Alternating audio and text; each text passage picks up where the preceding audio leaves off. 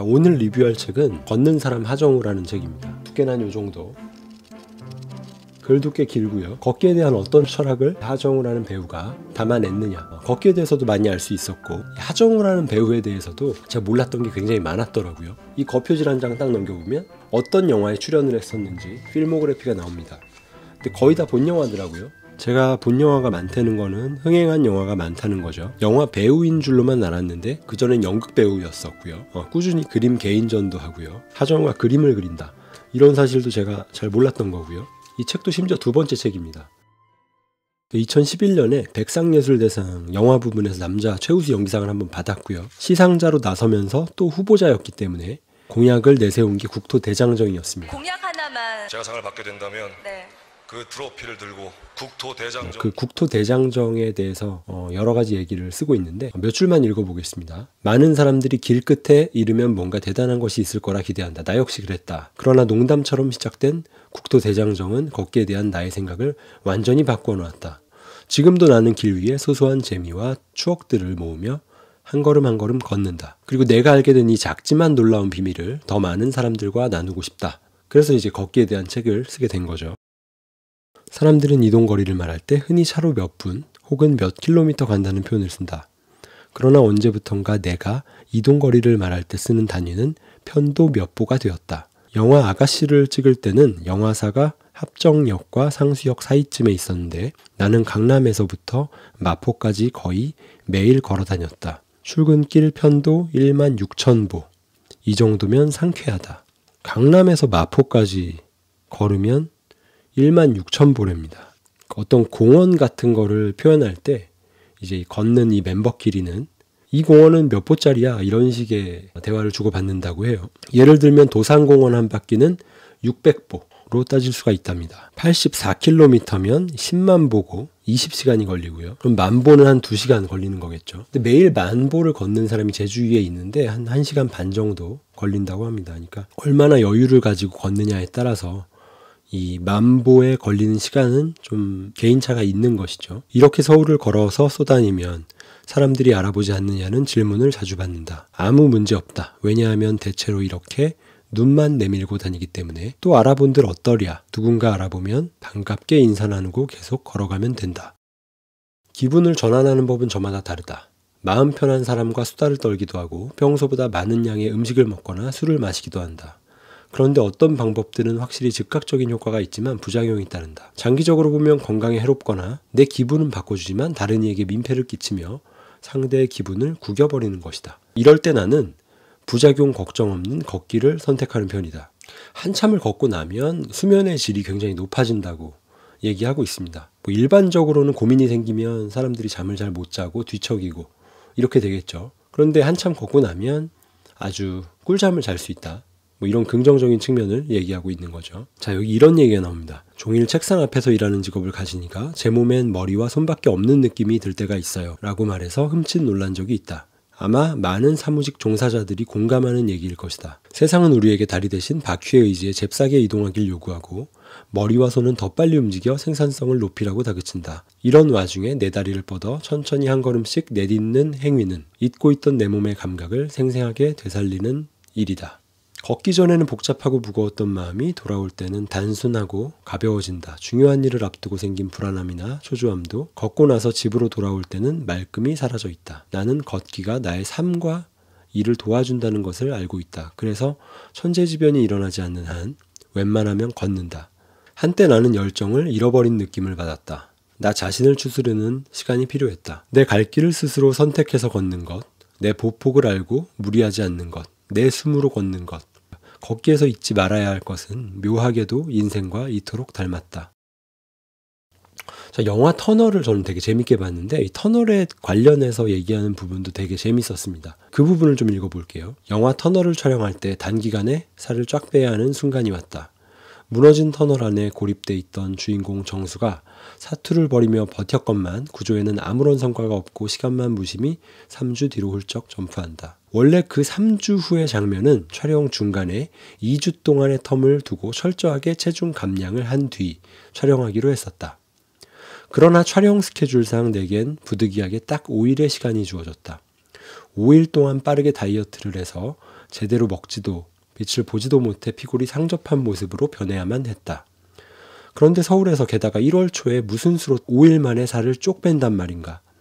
갑갑했다. 다른 길은 없었다. 일단 따뜻한 남쪽 섬 제주도로 건너가서 무작정 걸어보기로 했다. 다이어트 돌입 첫날, 나는 아침 7시에 집에서 출발해 김포공항을 향해 걸었다. 비행기를 타기 위해 몇 시간 걸어가다니 거참 희한하다 싶겠지만 그때 나는 이동하기 위한 1분 1초까지 오롯이 살을 빼는 데 써야 했다. 부지런히 걸어 김포공항에 도착한 시각은 오후 3시. 냉큼 3시 반 비행기를 잡아 타고 제주도로 날아갔다. 숙소에 도착한 후 짐을 풀자마자 나와서 인근의 올레길을 4시간 동안 걸었다. 내가 가진 시간을 꽉 채워 서울과 제주를 걸으니 뒤숭숭했던 마음이 가라앉으며 어느 정도 해볼 수 있겠다는 자신감이 붙었다. 이튿날 새벽 4시에 일어났다. 간단히 아침을 먹고 한라산 등정에 나섰다. 정상까지 올라갔다가 내려와서 숙소에서 30분 정도 몸을 녹였다. 그리고 다시 나가서 내리 6시간을 걸었다. 돌아와 기절하듯 잠들었다. 셋째 날, 아침 6시에 일어나 조식을 먹었다. 7시 출발, 밤 11시까지 쭉 걷다가 들어왔다. 이런 식으로 걷기 운동만 4박 5일 동안 제주도에서 하고 온 거죠. 굉장히 짧은 시간에 효과적으로 다이어트를 할 수 있다. 그런데 이 다이어트라는 건 정말 시간을 많이 요하는 부분인 것 같습니다. 연기란 단순히 끼와 기분, 감정을 적절히 만들어 바깥에 내보이는 행위만은 아닌 것 같다. 감정을 연기할 때 배우들은 다소 희한한 경험을 한다. 이성은 분명 멀쩡한데 몸이 감정선을 따라 격한 반응을 보이는 것이다. 호흡이 가빠지고 심박수가 올라간다. 내 몸이 내가 연기하고 있는 인물에 신체가 반응하는 부분까지 거의 그대로 재현해내는 것은 신기한 일이다. 하긴 인간의 몸은 정신에 상당한 지배를 받는다. 상사병에 걸리고 상상 임신까지도 할 수 있는 게 인간의 몸이니까. 특히 내가 연기하고 있는 인물의 감정에 따라 심장이 달리 반응하는 것이 뚜렷하게 느껴져서 내 심장을 스스로 컨트롤하는 것이 쉽지 않다고 느껴질 때가 있다. 이렇게 제멋대로 날뛰다가 부정맥에 걸리면 어떡하지? 슬쩍 걱정되기까지 한다. 수시로 급격하게 박동이 변하는 내 심장을 일상에서 규칙적으로 훈련하고 붙잡아주는 것이 걷기다. 배우라는 직업의 특이점은 또 있다. 연예인들은 늘 대중의 시선과 평가를 받으며 살다 보니 정신적 면역력이 떨어지기 쉬운 것 같다. 자신감이 소진돼 외부에서 오는 자극에 마음이 요동치고 아무 이유 없이 불안해지기도 한다. 자, 조금 건너뛰어서요. 사실 이런 증상은 연예인들만이 아니라 과잉 업무와 감정 노동에 시달리는 많은 현대인들이 함께 겪고 있는 문제다. 흔히 번아웃 혹은 스트레스 증후군으로 불리는 이런 상태에 빠지면 당장은 해결책을 찾아야 한다. 그런데 많은 사람들이 이를 단순한 육체 피로로 여기고 아무것도 하지 않은 채 누워서 쉬려고 한다. 극단적으로 지쳤을 때 의외로 많은 이들이 계속 먹거나 종일 자거나 멍하니 텔레비전을 보거나 하는 식으로 몸을 움직이지 않는 방법을 택한다. 하지만 이러면 분명 쉬긴 쉬었는데도 통 나아지는 게 없다는 느낌이 든다. 일상으로 복귀해야 하는 날이 닥쳤는데도 도망치고 싶다는 생각만 든다. 왜 푹 쉬었는데도 여전히 피곤할까 의아해하면서 말이다. 물론 육체 피로는 몸을 움직이지 않고 내버려두면 어느 정도 회복된다. 격하게 움직인 부위의 근육을 잠시 쉬어주면 이내 활동 가능한 상태로 돌아온다. 하지만 정신적 에너지가 고갈되면 이런 방식으로는 절대 회복되지 않는다. 단언컨대 무작정 가만히 쉬는 것으로는 해결되지 않는다. 물론 나 역시도 꼼짝도 안 한 채 이불 둘러쓰고 싶은 순간이 없는 건 아니다. 이렇게 힘든데 뭘 더 어떻게 움직여? 의구심마저 든다. 하지만 언젠가부터 나는 힘들 때마다 속으로 이렇게 되뇌게 되었다. 아, 힘들다. 걸어야겠다. 나는 힘들수록 주저앉거나 눕기보다 일단 일어나려 애쓴다. 몸과 마음이 완전히 고갈되었다는 느낌이 들 때 오히려 운동화를 신고 밖으로 나간다. 팔과 다리를 힘차게 흔들면서 온몸에 먼지처럼 달라붙은 귀찮음을 탁탁 털어내본다. 그렇게 걷다 보면 녹슬어서 삐걱거리던 몸과 마음에 윤기가 돈다. 방구석에 가만히 눕거나 앉아서 그냥 나아지길 기다리면 머리는 무거워지고 기분은 점점 가라앉는다. 계속 누워있으면 누워있어서 힘들고 앉아있으면 앉아있느라 힘들다. 그 결과는 고스란히 다시 나 자신에게 돌아오고 악순환이 시작되는 것이다. 이런 늪에 빠져들려 할 때는 변덕스러운 감정에 나를 맡겨둘 게 아니라 규칙적인 루틴을 정해놓고 내 몸과 일정을 거기에 맞추는 편이 좋다. 실제로 내가 아는 한 정신과 의사는 정신적으로 불안한 환자들에게 그게 무엇이든 루틴을 정해놓고 어떤 기분이 들든 무조건 지킬 것을 권한다. 내가 지키는 루틴은 다음과 같다. 자, 3가지가 있는데요. 아침에 일어나자마자 일단 러닝머신 위에 올라가 걸으며 몸을 푼다. 아침 식사는 반드시 먹는다. 작업실이나 영화사로 출근하는 길엔 별일이 없는 한 걷는다.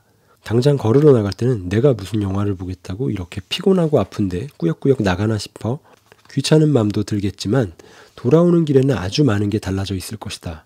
그리고 이 루틴이 습관으로 자리 잡으면 힘들 때마다 망설이고 고민하기보다는 일단 움직이게 될 것이다. 조금 또 건너뛰어서 나는 생각들을 이어가다가 지금 당장 답이 없다는 결론에 이르면 그냥 운동화를 신고 밖에 나가는 편이다.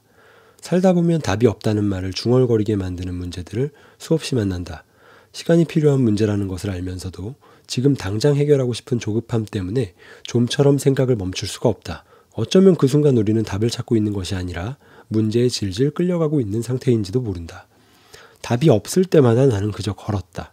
생각이 똑같은 길을 맴돌 때는 2다리로 직접 걸어나가는 것만큼 좋은 게 없는 것 같다. 그러니 힘들 때는 대자로 뻗어버린 사람의 모습이 아니라 걷는 사람의 이미지를 머리에 떠올려 보면 좋겠다. 죽을 만큼 힘들고 고통스럽겠지만 대부분의 상황에서 우리에겐 아직 최소한의 걸을 만한 힘 정도는 남아있다.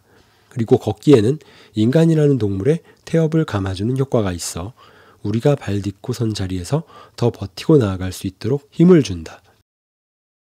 185페이지 얼령을 믿으십니까? 라는 부분에서는 말에 대한 이 하정우라는 배우의 생각이 잘 나타난 부분입니다. 중간 부분을 좀 읽어볼게요. 말에는 힘이 있다. 이는 혼잣말의 경우도 마찬가지다. 듣는 사람이 아무도 없는 것 같지만 결국 내 귀로 다시 들어온다.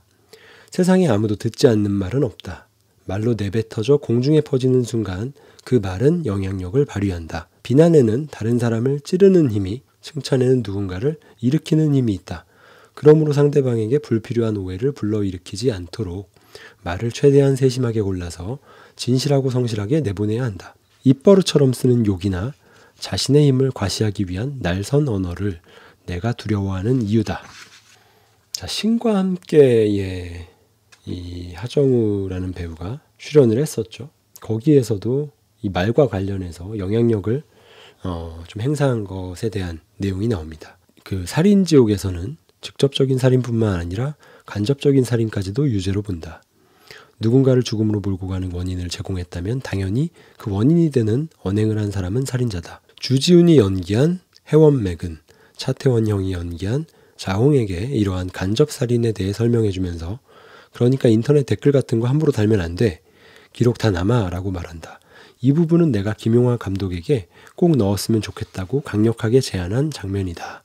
극장에 온 관객들이 영화를 재밌게 보면서도 한편으로는 내뱉는 순간 쉽게 사라지지 않고 영원히 세상을 떠도는 말의 힘에 대해 생각해 보길 바랐기 때문이다. 말에는 힘이 있고 혼이 있다. 나는 그것을 얼령이라 부른다. 얼령은 때로 우리가 예기치 못한 곳에서 자신의 권력을 증명해 보이고 우리가 무심히 내뱉은 말을 현실로 뒤바꿔 놓는다. 내 주위를 맴도는 얼령이 악귀일지 천사일지는 나의 선택에 달려있다.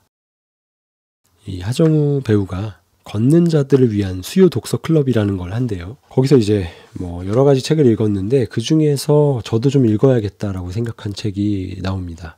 운을 읽는 변호사라는 책인데요. 일본의 변호사 니시나카 스토무가 쓴 책이라 그러고요.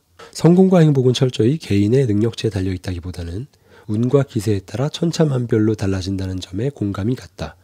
나만 잘하고 또 열심히 한다고 해서 일의 결과까지 보장되는 것은 아니다.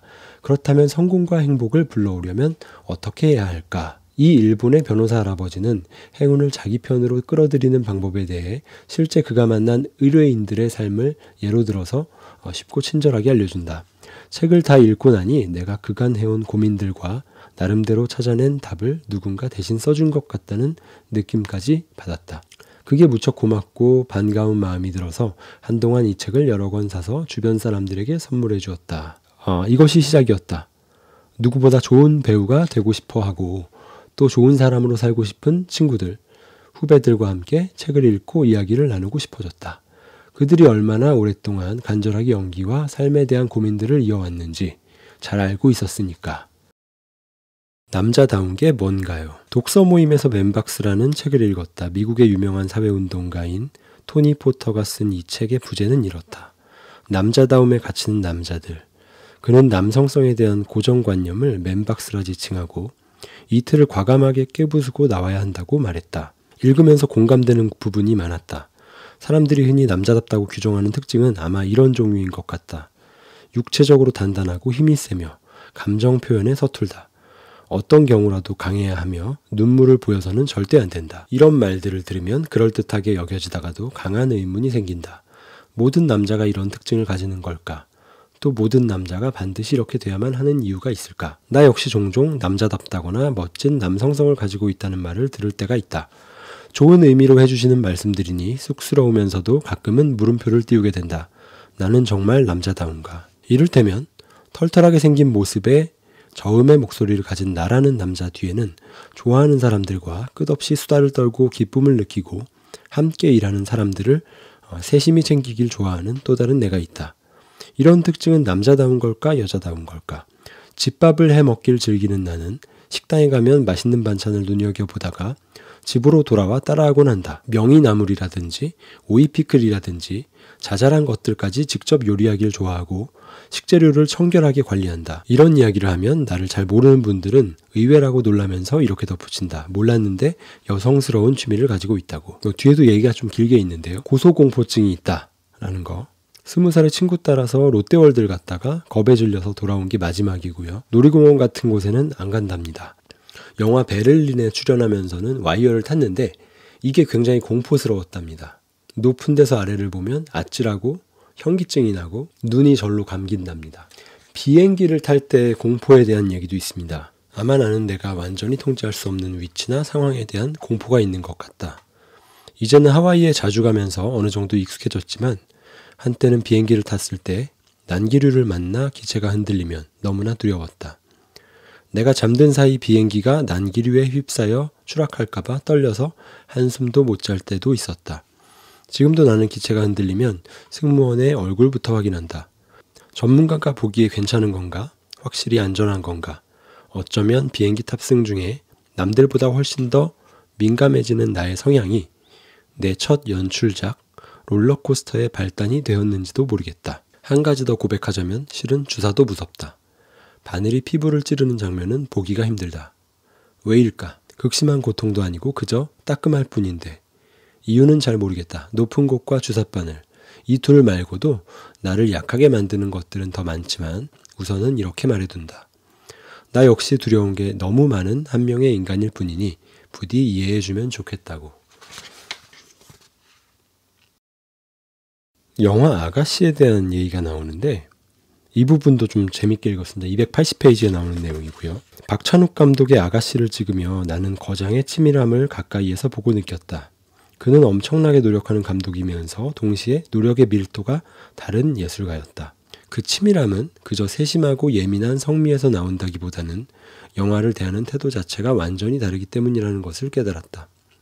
예를 들어 영화 아가씨가 완성되기까지는 7년이 걸렸다. 박찬욱 감독은 세라 워터스의 소설 핑거 스미스를 읽고 영화화하기 위해 열심히 시나리오를 각색했고 결국 완성했다. 그런데 그렇게 어렵게 완성한 시나리오를 읽고서 그가 내린 결론은 이랬다. 아직 때가 아니다. 스스로의 기준에서 시나리오의 완성도가 못 미친다고 판단한 것이다. 그래서 그는 미국으로 가서 스토커를 먼저 찍었고 돌아와 원점에서 다시 각색을 시작했다. 캐스팅된 다음에 아가씨 시나리오를 읽어보니까 거의 70%가 일본어였고요. 또 감독이 일본어 공부를 요구했다고 합니다. 크랭크인 4개월 전부터 일본어 교육을 받았는데 일주일에 4번 2시간씩 일본어 수업을 받았고요. 수업이 끝나면 수업 성취도가 감독에게 보고됐고요. 대본 리딩만 30회 했고요. 일본인이 이제 대본 리딩 자리에 동석을 했는데 그것도 한 명이 아니라 일본 남자 배우, 일본 여자 배우, 제1교포, 교수 등 7명의 일본인이 각 배우의 일본어 대사를 듣고 일일이 코멘트를 할 수 있도록 준비를 했다고 합니다. 엄청나게 치밀하죠. 아빠가 배우라는 사실에 대해서 굉장히 감사한다라는 얘기를 하고 있습니다. 그 부분에 대한 내용을 좀 읽어드릴게요. 우리 집에서는 아주 오래전부터 텔레비전을 켜면 아버지가 나왔다. 나는 아버지와 함께 친척집에 가거나 어른들을 만나면서 아버지가 사람들을 어떻게 대하는지, 또 사람들이 아버지를 어떻게 대하는지를 볼 수 있었다. 배우의 삶이 어떠한 것인지 어릴 때부터 아주 자연스럽게 보고 배우면서 자랐다. 그래서 내가 배우가 되었을 때 나의 삶에 당황하지 않았다. 어디를 가더라도 나를 알아보는 사람들이 있는 상황이 낯설지 않았다. 가족과 친척들도 아버지를 계속 보아왔기 때문에 내가 배우라고 해서 별나게 대하지 않았다. 우리에게는 모든 것이 자연스러운 일이다. 배우로서의 아버지를 보고 자랐고 자기 자신도 배우가 되는 것에 대한 감회, 고마운 부분, 그런 부분을 설명을 하고 있는 거죠. 그 핏빗, 팔에 차는 그 스마트 밴드? 거기에 대한 내용도 좀 있어가지고 제가 소개를 시켜드릴게요. 나는 하루도 빠짐없이 매일 걷는다.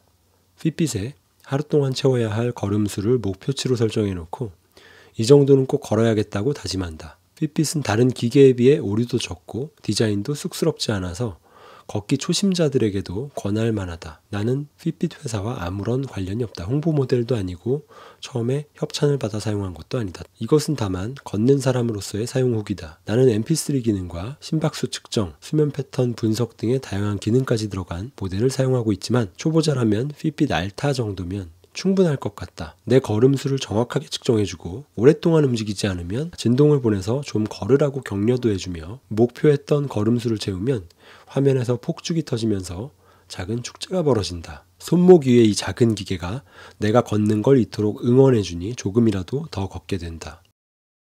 제가 읽어드리고 싶은 부분은 거의 다 커버를 한 것 같습니다. 맨 처음에 이 앞표지를 보여드렸으니까 이번에는 뒷표지를 보여드릴게요. 뒷표지에 나와 있는 내용은 이런 겁니다. 티베트어로 인간은 걷는 존재 혹은 걸으면서 방황하는 존재라는 의미라고 한다. 나는 기도한다. 내가 앞으로도 계속 걸어나가는 사람이기를, 어떤 상황에서도 한 발 더 내딛는 것을 포기하지 않는 사람이기를. 네, 오늘은 걷는 사람 하정우 리뷰였고요. 다음 책은 요게 되지 않을까 싶습니다. 레이 달리오의 원칙이라는 책인데요. 이 레이 달리오 개인적인 얘기들이 전 좀 상당히 재밌더라고요. 그래서 재미난 부분, 유용한 부분 이런 거 위주로 해서 좀 소개를 좀 드릴까 합니다. 이번 영상은 여기까지입니다.